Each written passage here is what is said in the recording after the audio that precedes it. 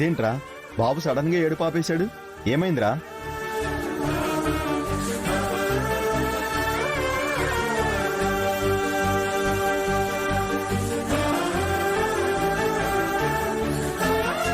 ఇందాక డాక్టర్ గీత ఇంజెక్షన్ చేసింది కదా, దానివల్లే బాబుకి జ్వరం తగ్గిందేమో.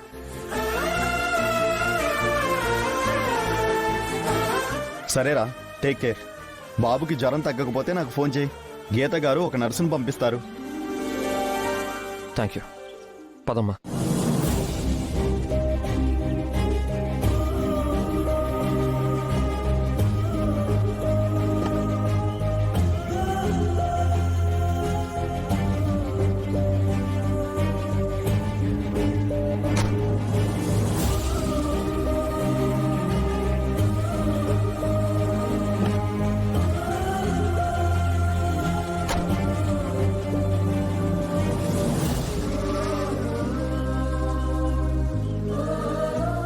అహల్యని ఎట్టి పరిస్థితుల్లోనూ ఇంటికి రానివ్వకూడదు. నేనే బాబుని చూసుకోవాలి. అప్పుడే బాబు నాకు దక్కుతాడు. ఇటు నుంచి ఇటే గౌతమ్ వాళ్ళ ఇంటికి వెళ్తాను. ఓకే ఆకాష్, నేను కూడా వెళ్తాను. బాబుని చూసుకోవాలి కదా. సరే అదితి, నువ్వు కొంచెం పక్కనుంటే గౌతమ్ కూడా ధైర్యంగా ఉంటుంది. వెళ్ళు.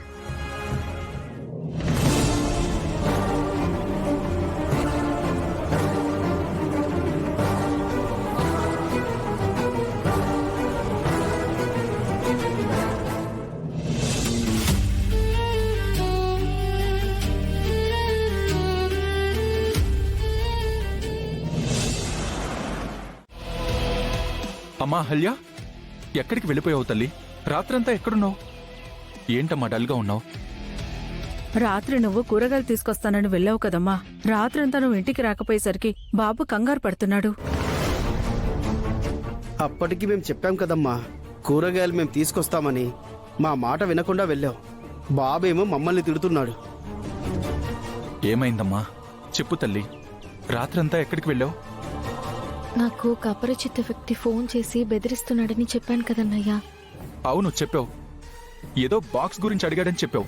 రాత్రి వాడు నాకు కనిపించాడన్నయ్యా. ఏంటమ్మా నీకు కనిపించాడా? వాణ్ణి నువ్వు చూసావా? చూశానన్నయ్యా,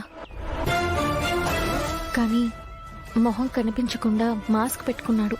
మాస్క్ పెట్టుకునేవాడే నీకు ఫోన్ చేస్తున్నాడని నీకెలా తెలుసమ్మా? ఒకసారి వాడు నాకు వీడియో కాల్ చేశాడన్నయ్యా. అప్పుడు తన మాస్క్ నాకు చూపించాడు. అలా వాణ్ణి గుర్తుపట్టాను. వాణ్ణి నేమైనా చేశాడా అమ్మా? రాత్రంతా వాణ్ణి నువ్వు బంధించాడా? వాణ్ణి తప్పించుకుని వస్తున్నావా? లేదన్నయ్యా, వాణ్ణి పట్టుకుందామని ట్రై చేశాను. కానీ వాడి మొహం చూద్దామనుకున్నాను, కానీ వాడు నన్ను కొట్టి పారిపోయాడు. నా తలకి గట్టిగా దెబ్బ తగలడంతో స్పృహ తప్పి పడిపోయాను.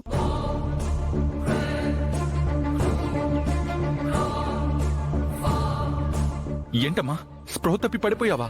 రాత్రంతా అక్కడే ఉండిపోయావా? నాకు స్పృహ తప్పిన తర్వాత ఏం జరిగిందో నాకు తెలియదన్నయ్యా. కళ్ళు తెరిచి చూస్తే హాస్పిటల్లో ఉన్నాను. ఎవరో నన్ను హాస్పిటల్లో చేర్పించారంట. స్పృహ రాగానే ఇంటికొచ్చేశాను. అయ్యో, ఎంత పని జరిగిందమ్మా. అమ్మా, ఇంకెప్పుడు నువ్వు ఒంటరిగా బయటికి వెళ్ళొద్దు. తోడుగా ఇదిగో మా అమ్మ నాన్న ఉన్నారు కదా, వాళ్ళని తీసుకువెళ్ళు. లేదా నాకు చెప్తే నేను నిన్ను తీసుకువెళ్తాను.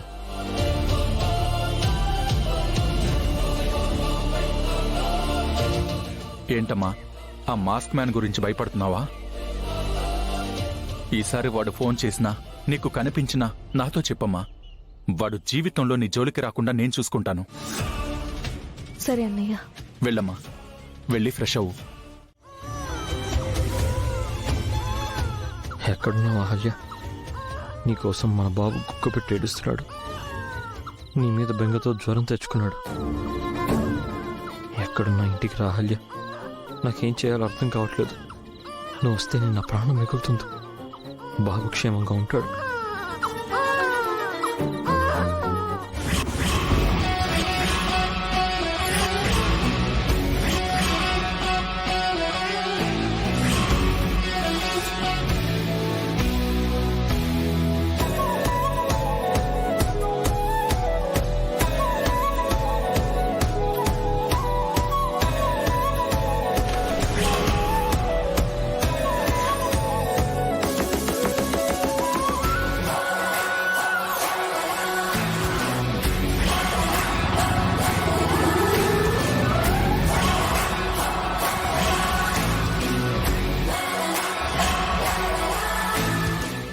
ఇంతకుముందు ఆయిషా లాగా వచ్చి నా బాబు ఆకలి తీర్చాను.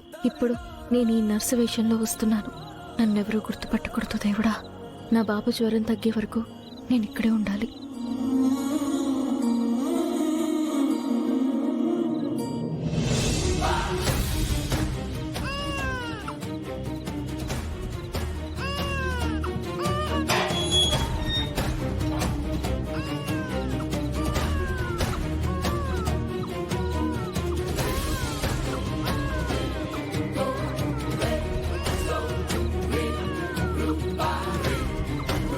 మావయ్య, ఎవరో నర్సు వస్తున్నారు.